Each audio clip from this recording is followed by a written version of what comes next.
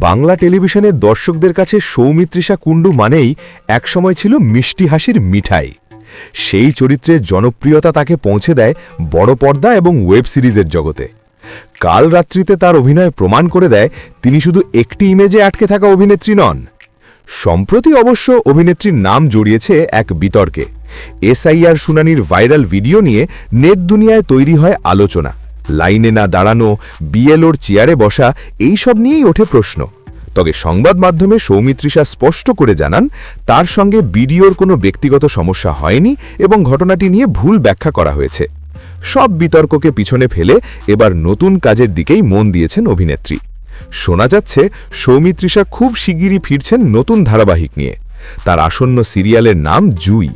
এই ধারাবাহিকে তাকে দেখা যাবে এক সাধারণ গ্রাম বাংলার মেয়ের চরিত্রে, যে চরিত্রে থাকবে সরলতা, লড়াই আর জীবনের বাস্তব রং। মিঠাই থেকে জুই, এই চরিত্র বদলই প্রমাণ করে সৌমিত্রিষার অভিনয়ের পরিসর। নতুন ধারাবাহিক জুই দিয়ে আবারও ছোট পর্দায় নিজের জায়গা শক্ত করতে চলেছেন তিনি। এবার দেখার এই গ্রামের মেয়ের গল্পে কতটা আবেগ ছড়াতে পারেন সৌমিত্রিষা কুণ্ডু।